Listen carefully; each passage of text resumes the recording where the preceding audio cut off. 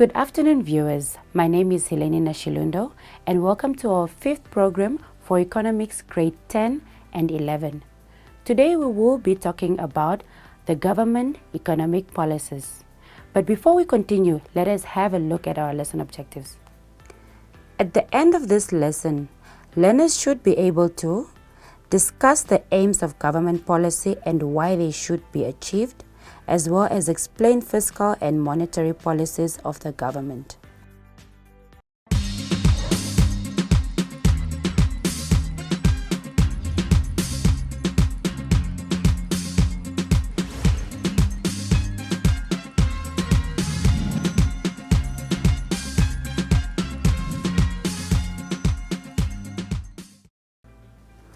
Economic policy refers to the government economic objectives and the way in which it tries to achieve those objectives. We can define objectives as the aims or goals of economic policies, while instruments are the means by which these aims can be achieved. With that said, let us now look at the economic policy's aims. The government has 5 main economic policies they wish to achieve. They are full employment, prevent a high inflation, achieve economic growth, a satisfactory balance of payments, and redistribution of wealth. Now let us look at these aims in more details. Firstly, the government wishes to have full employment for all citizens. This means that most people receive enough income from employment and not from state benefits, which result in decrease of government expenditure. The next aim the government wishes to achieve is a low level of inflation.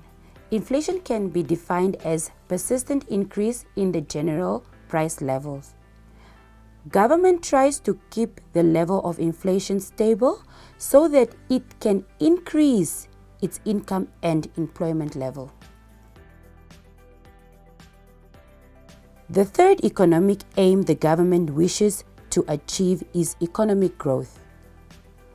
Increase in real GDP will increase employment and increase the standard of living.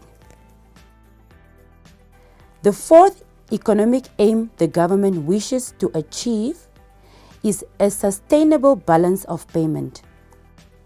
This means they wish to export more than they import, as this an indication of more foreign currency coming into the country. The fifth and final economic aim is the redistribution of income. Government tries to reduce inequality by alerting the allocation of the public resources through changing expenditures and taxes. Now that we know the aims of economic policies in details, next we want to look at the methods and techniques which the government uses to try and achieve its economic aims. They are described by instruments of economic policy.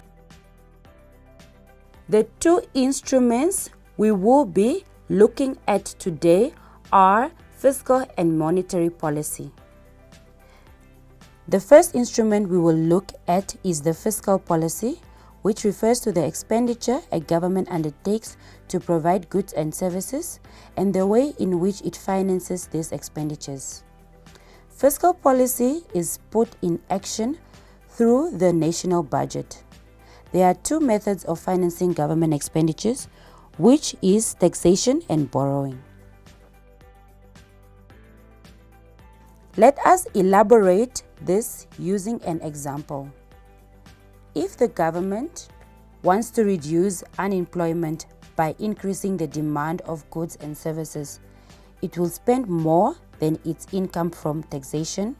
In other words, it will aim for a budget deficit. By this, it can put more purchasing power into the economy, than it takes out in taxation. The deficit will have to be financed by borrowing. The final instrument we will be looking at today is the monetary policy. Monetary policy is the exercise of the central bank's control over the quantity of money and the interest rates to promote the objectives of national economic policy.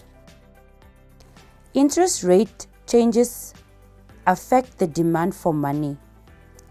Increasing the rate of interest will reduce people's ability to borrow because the price of borrowing is high.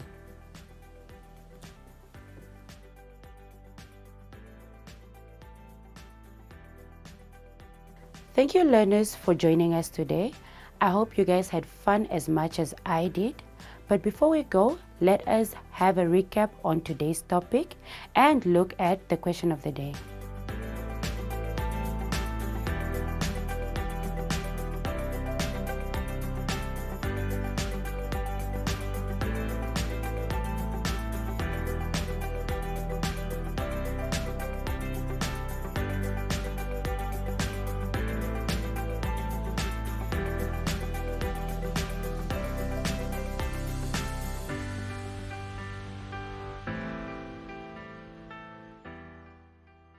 Thank you very much for tuning in. Goodbye.